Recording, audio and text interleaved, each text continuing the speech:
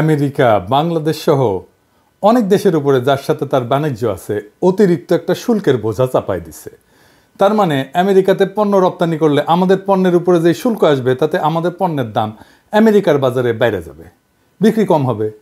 এই সমস্যা বাংলাদেশের একার না, পৃথিবীর সব দেশেরই সমস্যা। তবে এই সমস্যা আমাদের জন্য না যত বড়, তার চাইতে বেশি বড় আমেরিকান নিজেদের জন্যই। আমরা এটা পরে দেখব কেন এটা আমেরিকান নিজেদের জন্য সমস্যা, এবং সেই কারণে আমি মনে করি যে এটা খুব বেশি দিন টিকবে না এই অতিরিক্ত ট্যারিফ। কিন্তু আমরা পুরো বিষয়টা নিয়ে একটা আলাপ করলে আমাদের বুঝতে সুবিধা হবে সমস্যাটা আমরা কিভাবে মোকাবেলা করব, আর এই সমস্যা থেকে আমাদের সুবিধা কিভাবে আনতে পারি। আমরা একটু পিছন থেকে আলাপ করি। প্রেসিডেন্ট ইউনূস ক্ষমতা নেওয়ার পরে ইউরোপে একটা কথা বলছিলেন, সেটা হইতেছে গত 15 বছরে অর্থনৈতিক প্রবৃদ্ধির নামে হাসিনা সরকার যা বলছে সব মিথ্যা এবং বানোয়াট। অনেকে মনে করছিল এটা নতুন কি, সব সরকার তার আগের সরকার নিয়ে সব সময় খারাপ কথা বলে, তো প্রফেসর ইউনূসও বলিছে। প্রফেসর ইউনূসও তার ব্যতিক্রম না, কিন্তু আসল বিষয়টা একদম আলাদা। উনি এই কথাটা বলছিলেন ওয়ার্ল্ড ইকোনমিক ফোরামে। ওয়ার্ল্ড ইকোনমিক ফোরামে আলোচনা হওয়া মানে বৈশ্বিক নেতারা সেই বিষয়টাকে গুরুত্বপূর্ণ বলে মনে করছেন। এর ফলে আন্তর্জাতিক মহলে সেই বিষয় নিয়ে সচেতনতা বৃদ্ধি পায়। এবং এই কথাটা বইলা প্রফেসর ইউনূস যে কত বড় একটা উপকার করছেন সেটা আমরা একটু পরে দেখতেছি। আমরা ব্যাপারটা একটু বুঝে দেখি যে কেন উনি বলছেন যে উন্নয়নের গল্পটা ভুয়া। হাসিনা এবং তার দোসররা যে কারণে এই যে মিথ্যা উন্নয়নের বয়ান ছাপাইছিল, এটার কারণটা হচ্ছে অর্থনীতি এমন একটা বিষয় যেটা একদম সত্য একদম মিথ্যা এরকম কোনো বিষয় না। তাই এমন একটা বিজ্ঞান বা দর্শন যেটা দিয়া আসলে সীমিত রিসোর্স কিভাবে ব্যবহার করলে মানুষের এবং দেশের আনলিমিটেড প্রয়োজন মেটানো যায়, সেইটাই হইতেছে অর্থনীতি। অর্থনীতির একটা ফ্লেক্সিবিলিটি আছে। হাসিনার অর্থনীতির এই ফ্লেক্সিবিলিটির সুযোগ নিয়ে একটা বয়ান তৈরি করছিল যে 2026 সালে দেশটা একটা মধ্যম আয়ের দেশে উন্নীত হবে। তার জন্য যত রকম মিথ্যা তথ্য দেওয়া প্রয়োজন তাই সে করছে। যেমন অর্থনীতির প্রবৃদ্ধির হার এবং ফুলায় বাবায় জিডিপির বিশাল আকার তৈরি করছে। ফলে যা হয়েছে, দেশে প্রচুর পরিমাণে অর্থ বিনিয়োগ করছে আন্তর্জাতিক দাতা দেশ। হাসিনার তার দোসররা বেশিরভাগ লুট করে পাচার করছে, আর ঋণের বিশাল বোঝা চাপাই দিছে জনগণের মাথায়। এই পুরা কাজ ইন্ডিয়া করাইছে, মানে হাসিনাকে দিয়া। যার কারণে দেখবেন ইন্ডিয়ার অনেক বড় বড় প্রতিশ্রুতি সত্ত্বেও শেষ পর্যন্ত চায়নার কাছে যে হাত পাতিছিল হাসিনা পলানোর আগে। কিন্তু চায়না ততদিনে বুঝে গেছিল যে এর মধ্যে শুভঙ্করের ফাঁকি আছে। তাহলে 2026-এর গুরুত্ব কোথায় এবং প্রফেসর ইউনূস কিভাবে দেশকে রক্ষা করতে চাইছেন, ওই যে ওয়ার্ল্ড ইকোনমিক ফোরামে যে কথাটা বলে আসছিলেন সেইটা একটু মিলাই দেখি। এবার 2026-এ আমরা স্বল্প আয়ের দেশ থেকে মধ্যম আয়ের দেশ হইলে দুইটা ঘটনা ঘটবে। এক, আন্তর্জাতিক দাতা সংস্থা আমাদের দেশে অর্থের বরাদ্দ কমাই দেবে, তাতে 4 কোটি মানুষের জীবনযাত্রার মান বিপন্ন হবে। সরকার এইসব মানুষের জন্য বরাদ্দ যে ভাতা দিত সেটা দিতে হিমশিম খাবে। সামগ্রিকভাবে অবকাঠামো উন্নয়ন মারাত্মকভাবে বাধাগ্রস্ত হবে। সরকার একটা বড় ধরনের চাপের মুখে পড়বে। আর ইন্ডিয়া একটা সুবিধাজনক অবস্থানে থাকবে, কারণ সে তার মতো ব্ল্যাকমেল করতে পারবে। এই জন্যই প্রফেসর ইউনূসের সাম্প্রতিক চায়না সফরের সাফল্য দেশের জন্য খুব গুরুত্বপূর্ণ ছিল, বাংলাদেশের কাউন্টার ব্যালেন্স করার জন্য, যেন ইন্ডিয়া ওই সময়কার সুবিধাটা না নিতে পারে। আর 2 নম্বর হচ্ছে মধ্যমায়ের দেশ হইলে ইউরোপিয়ান ইউনিয়নে আমাদের গার্মেন্টসের রপ্তানি একটা বড় ঝুঁকির মধ্যে পড়বে। আর এই সময় সবচেয়ে বেশি লাভ হবে ইন্ডিয়ার। কেন, একটু বুঝাই বলি। ইউরোপিয়ান ইউনিয়ন আমাদের গার্মেন্টসের সবচেয়ে বড় বাজার। উৎপাদিত পণ্যের প্রায় 51% ওরা কেনে। 2026-এর পর থেকে এইসব পণ্যের উপরে শুল্ক আরোপিত হবে ওই যে হাসিনার স্বল্পোন্নত দেশে যাওয়ার জন্যে। এই অল্প সময়ের মধ্যে আমরা কি আন্তর্জাতিক বাজারে প্রতিযোগিতার সক্ষমতা অর্জন করতে পারবো? যদি না পারি তাহলে বাজার হারাবো ইন্ডিয়া আর ভিয়েতনামের কাছে। ইন্ডিয়া সেজন্য খুব খুশি। এর ফলে আমাদের যে রিজার্ভ, বৈদেশিক মুদ্রার যে রিজার্ভ, এর উপরে চাপ বাড়বে। আর সবচেয়ে খারাপ বিষয় হচ্ছে হাসিনা যে ঋণটা করে গেছে সেটা তো আমাদের শোধ করতে হবে। সেই শোধটা আমরা ভালোভাবে হয়তো করতে পারবো না। আন্তর্জাতিক বিনিয়োগ হুমকির মুখে পড়বে। সামগ্রিকভাবে অর্থনীতি ভেঙে পড়ার একটা সম্ভাবনা আছে। এইরকম একটা সময় বিএনপি ক্ষমতা নিতে যাইতেছে, কিরকম বেকুব দেখেন। যাই হোক, ইউরোপিয়ানের আরেকটা স্কিম আছে স্বল্পোন্নত দেশগুলোর জন্য, স্পেসিফিক্যালি গার্মেন্টসের জন্য। সেটা হইলো বর্তমানে আমরা বিদেশ থেকে কাপড় আমদানি করিয়া দেশে প্রক্রিয়াজাত করিয়া গার্মেন্টস রপ্তানি করতে পারি শুল্কমুক্তভাবে। এই সুবিধা থাকবে না। অর্থাৎ কাঁচা মাল থেকে সুতা, তারপর সুতা থেকে কাপড় তৈরি করতে হবে, সেই কাপড় থেকে প্রক্রিয়াজাত করে শুল্ক সহ গার্মেন্টস রপ্তানি করতে হবে। এই জন্যে বড় বড় ফ্যাক্টরি ছাড়া মাঝারি ফ্যাক্টরিগুলো নাই হয়ে যাবে, ছোট ফ্যাক্টরিগুলো। অল্প সময় আমরা এই সক্ষমতা অর্জন করব না যে আমাদের পণ্যের দাম বাড়বে কিন্তু আমরা প্রতিযোগিতামূলক থাকবো। ব্যাংকগুলো বিপদে পড়বে, লক্ষ লক্ষ মা বোনেরা বেকার হয়ে যাবে, তাদের উপরে নির্ভর করে তাদের পরিবার। হাসিনার লোভ, নির্বুদ্ধিতা আর তার পরিকল্পিত দুঃশাসনের ফল আমাদের এইভাবে ভোগ করতে হবে। তারপরে অনেকে বলে আগেই ভালো ছিলাম, কি দুর্ভাগ্য আমাদের। অন্যদিকে প্রফেসর ইউনূস একজন পণ্ডিত ব্যক্তি, ভিশনারি নেতা এবং কল্যাণকামী মানুষ। উনি চেষ্টা করছেন যেন দেশের মানুষ এই বিপদের হাত থেকে রক্ষা পায়। যদি পারেন তাহলে উনি একমাত্র পারবেন, অথচ আমরা এতই নির্বোধ যে দাঁত থাকতে দাঁতের মর্যাদা বুঝতে পারতেছি না। উনারে কত তাড়াতাড়ি ইন্ডিয়ার প্রেসক্রিপশনে হটাই দিতে পারি, মানে উনারা হটাই দিলে ইন্ডিয়ার যে কত লাভ হিসাব করা যাবে না। এখন তাহলে দেখি এই যে আর একজনের পাশে আঙ্গুল দেওয়া ইন্ডিয়ার, এর ভবিষ্যৎটা কি এটা একটু দেখেন। ভারতের প্রধানমন্ত্রী নরেন্দ্র মোদীকে বন্ধু হিসেবে পরিচয় করিয়ে দিয়েছিলেন মার্কিন প্রেসিডেন্ট ডোনাল্ড ট্রাম্প। সে গল্প প্রায়ই তুলে ধরেন মোদী ও তার কর্মী সমর্থকরা। তবে বন্ধুত্বের গল্প ধোপে টিকল না এবার। ভারতীয় পণ্যের উপর শুল্ক বসাতে তিল পরিমাণ ছাড় দেননি ট্রাম্প। ভারতের অন্যায্য শুল্ক নীতির কড়া সমালোচনা করে দেশটির পণ্যের উপর প্রতিশোধমূলক শুল্ক আরোপের ঘোষণা দিয়েছেন তিনি। ট্রাম্প ঘোষিত শুল্ক মুক্তি দিবসের পরিকল্পনা অনুযায়ী 2 এপ্রিল এ শুল্ক আরোপ করার তথ্য নিশ্চিত করেছেন হোয়াইট হাউসের মুখপাত্র ক্যারোলাইন লেভিট। পাল্টাপাল্টি শুল্কের ক্ষেত্রে কাউকে কোনো ছাড় দেওয়া হবে না বলেও জানান তিনি। ভারত যুক্তরাষ্ট্রের পণ্য আমদানির ক্ষেত্রে 100% পর্যন্ত শুল্ক আরোপ করে রেখেছে। অন্যায্য বাণিজ্য রীতিনীতি বন্ধ হওয়া প্রয়োজন, তাই এরই অংশ হিসেবে ভারতীয় পণ্য আমদানির ক্ষেত্রেও এখন 100% পর্যন্ত শুল্ক আরোপ করবে যুক্তরাষ্ট্র। এই বিষয়ে ট্রাম্প দৃঢ় প্রতিজ্ঞ। আমার ক্ষুদ্র ভ্রাতার ভগ্নীদের জন্য করছি যে বিষয়টা বোঝার আগে কয়েকটা জিনিস একটু দেখে আসি। এই আলাপগুলো আমি আগে করছি, কিন্তু তারপরেও এটা আরেকবার শুনলে কোনো অসুবিধা নেই। আমাদের বৈদেশিক মুদ্রার রিজার্ভ এটা কি এবং গুরুত্বপূর্ণ কেন? যে কোনো দেশ এই ফরেন এক্সচেঞ্জ রিজার্ভ এটা আয় করে দুইভাবে, পণ্য অথবা সার্ভিস রপ্তানি করে, 2 নম্বর প্রবাসীদের পাঠানো বৈদেশিক মুদ্রা থেকে। এই ফরেন এক্সচেঞ্জ রিজার্ভের 1 নম্বর দেশ হইতেছে চায়না, তার পরিমাণ হইতেছে $3.5 ট্রিলিয়ন। 4 নম্বরে আছে ইন্ডিয়া, যার পরিমাণ $640 বিলিয়ন। আর আমরা আছি 58 নম্বরে, এর পরিমাণ হচ্ছে $27 বিলিয়ন। হাসিনার পালানোর সময় এটা ছিল $20 বিলিয়ন। প্রফেসর ইউনূসের টাইমে $7 বিলিয়ন বাড়িছে, 1 মাসে $1 বিলিয়ন করে বাড়িছে, মাশাআল্লাহ। এই ফরেন এক্সচেঞ্জ রিজার্ভ কেন গুরুত্বপূর্ণ? এই বৈদেশিক মুদ্রা দিয়ে আমদানি খরচ মিটাইতে হয়, পাশাপাশি দেশের বিভিন্ন লায়াবিলিটিস থাকে, যেমন ঋণ পরিশোধ করতে হয়, এগুলো দিতে হয়। একটা বিষয় খেয়াল করেন, এত বড় একটা ঋণের বোঝা এবং দেশের খাদ্য জ্বালানি আমদানি করার পরেও দেশের রিজার্ভ বাড়তিছে।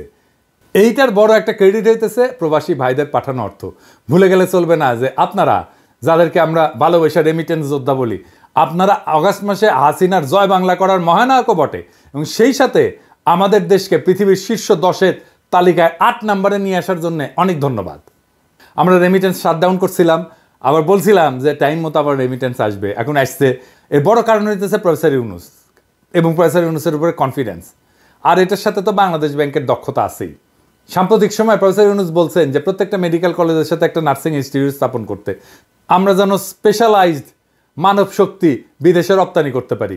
যদি আমরা সফল হই তাহলে তালিকায় আমরা আরও উপরে উঠে আসবো। এবার চলেন আমাদের টপিকে ফিরি। ইন্ডিয়া কিভাবে সামনে পুটু মারা খাবে সেটা একটু দেখি।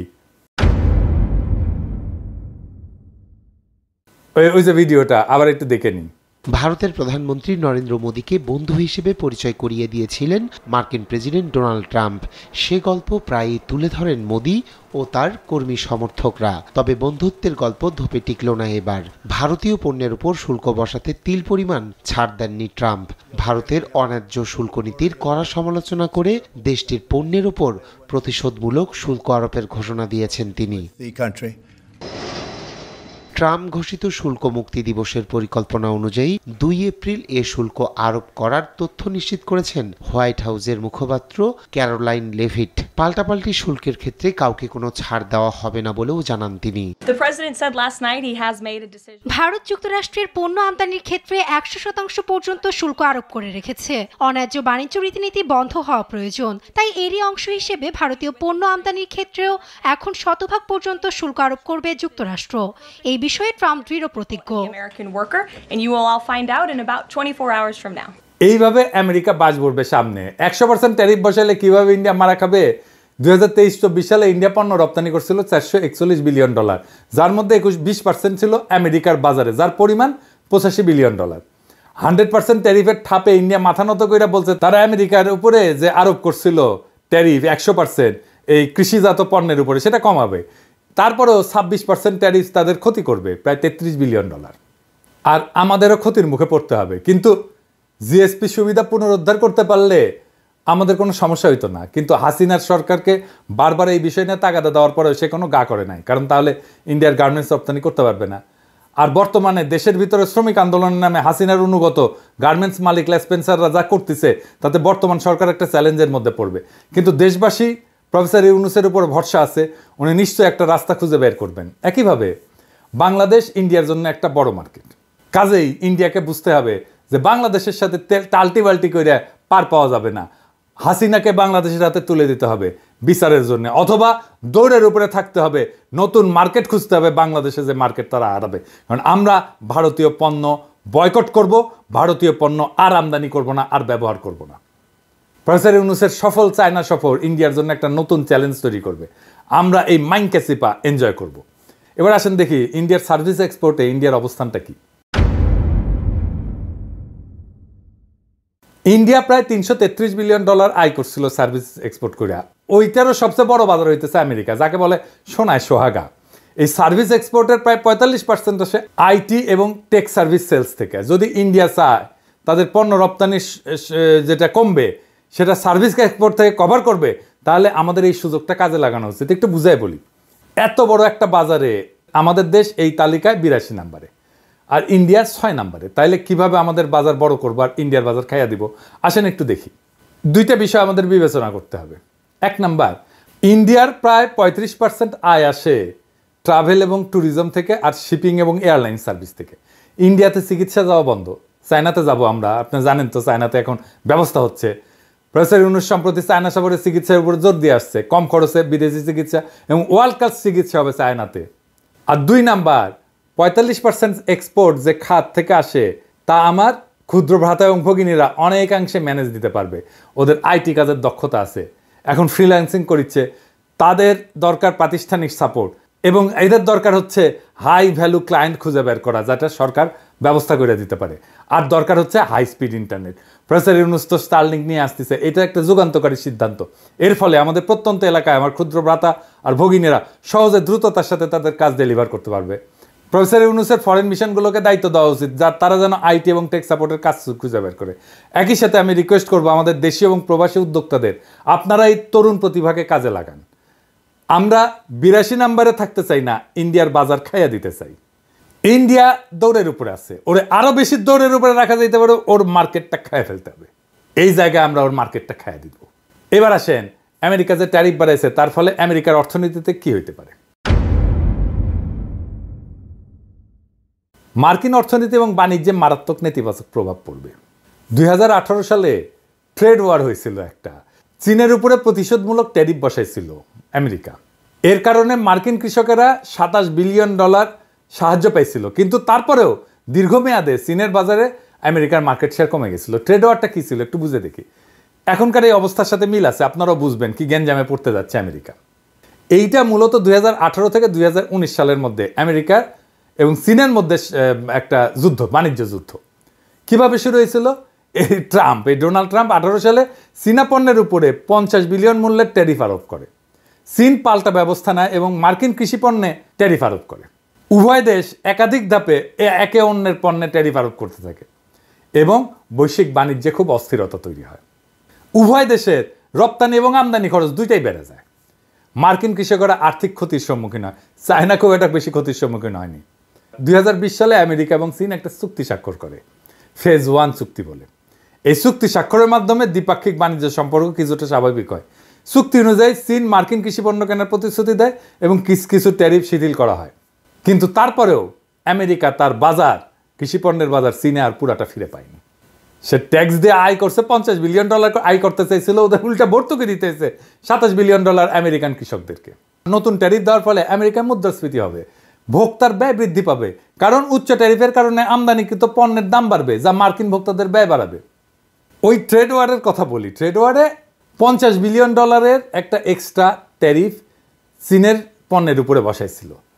এর ফলে আমেরিকার রপ্তানি করে কমে যায় $30 বিলিয়ন, আর $27 বিলিয়ন ভর্তুকি দিতে হয় আমেরিকান কৃষকদেরকে। তার মানে $7 বিলিয়ন লস আমেরিকার।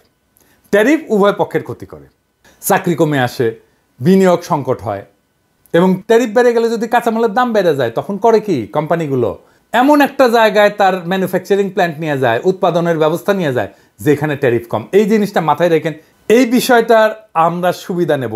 এইখানে আমাদের নতুন পরিকল্পনা করতে হবে যেন আমরা এই আমেরিকান ট্যারিফ বানানোর এই সুবিধাটা আমরা পুরাটা নিতে পারি। আপনি যদি এমনকি অর্থনীতির গুরুদের তত্ত্বগুলো দেখেন, এইখানে দেখবেন যে এই উচ্চ ট্যারিফ এইটাকে খুব ডিসকারেজ করা হয়েছে। ইতিহাসেও যদি আমরা দেখি তাহলে দেখবো যে যখন ট্যারিফ বসানো হয়েছে তখন একটা মন্দা চলে আসছে অর্থনীতিতে। 1930 সালে স্মুথ হাউলি ট্যারিফ বলে ট্যারিফ বসানো হয়েছিল। এই উচ্চ ট্যারিফের ফলে বৈশ্বিক বাণিজ্য 60% কমে গেছিল এবং যেটা মহামন্দাকে ত্বরান্বিত করছিল। অর্থনীতির তাত্ত্বিকেরা ট্যারিফ নিয়ে মেলা নসিহত করে গেছে। ডেভিড রিকার্ডোর নাম শুনছেন। উনি বলছেন যে ট্যারিফের মাধ্যমে সম্পদের অপচয় হয় এবং অর্থনৈতিক উন্নয়ন ব্যাহত হয়। এবং ওই যে ট্রেড ওয়ার হয়েছিল না, ওই সময় IMF একটা হিসাব দিছিল যে বৈশ্বিক জিডিপি 0.8%, প্রায় 1% কমে গেছিল। তো আমরা দেখলাম যে আমরা একটা বড় সমস্যায় পড়তে যাচ্ছি, গোটা পৃথিবী পড়তে যাচ্ছে। এখন এটার সুবিধা বাংলাদেশ কিভাবে নেবে?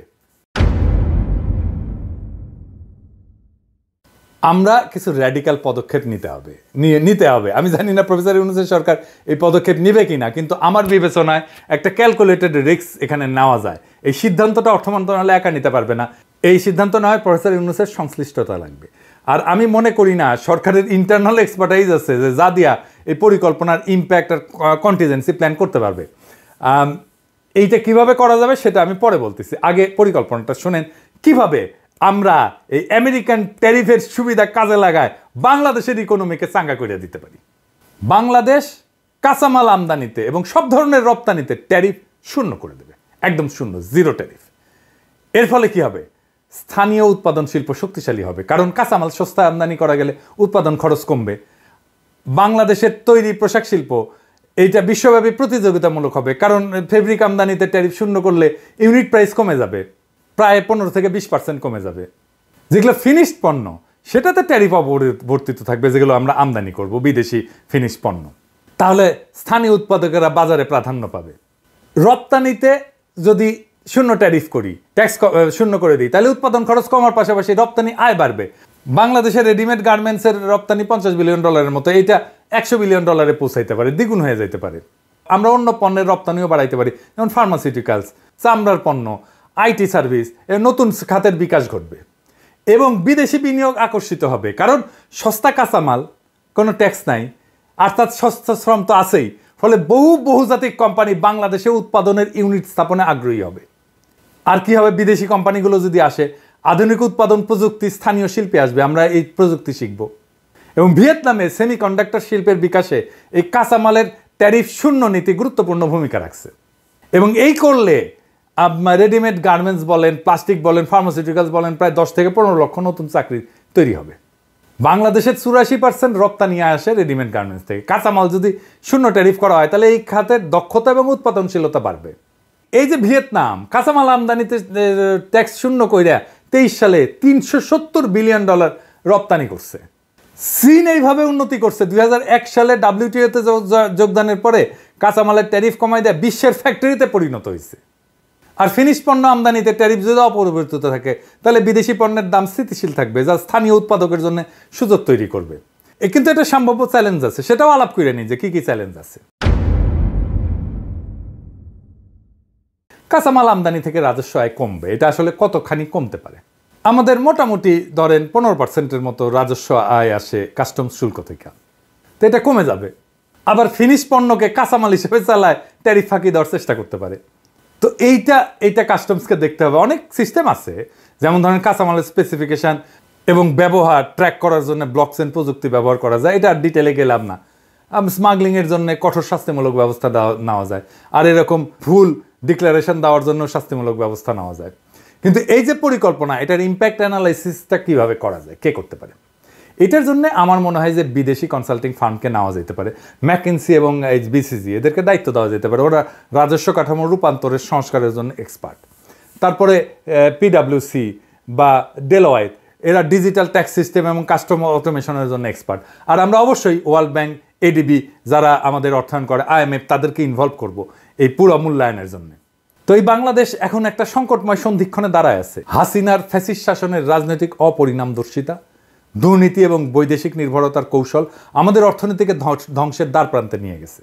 দেশের জনগণ আজ বুঝতে পারছে যে 15 বছরের মিথ্যার আবরণ ফুটে বেড়ায় আসছে এক ভয়ঙ্কর বাস্তবতা, অর্থনৈতিক অবনতি, বেকারত্ব এবং আন্তর্জাতিক মহলে বিশ্বাসযোগ্যতার সংকট। কিন্তু ইতিহাস সাক্ষী কোনো স্বৈরাচারী চিরকাল টিকে থাকতে পারেনি, হাসিনাও টিকে থাকেনি। আজ বাংলাদেশে যে পরিবর্তনের ঢেউ উঠছে তার থামানো যাবে না। প্রফেসর ইউনূসের নেতৃত্বে আমরা একটা নতুন অভিযাত্রার সূচনা করছি, যেখানে সুশাসন, জবাবদিহিতা, অন্তর্ভুক্তিমূলক অর্থনীতির ভিত্তিতে একটা নবযুগের সূচনা হবে। আমাদের নতুন নতুন আইডিয়া দিয়ে আমরা নতুন নতুন অপরচুনিটি, নতুন নতুন সুযোগ সৃষ্টি করব।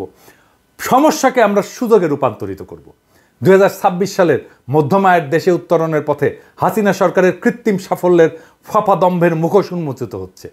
আন্তর্জাতিক মঞ্চে যখন বাংলাদেশের অর্জনকে প্রশ্নবিদ্ধ করা হচ্ছে, তখন একটা কথা স্পষ্ট, এই লুটপাটের রাজনীতি আর চলতে দেওয়া যাবে না।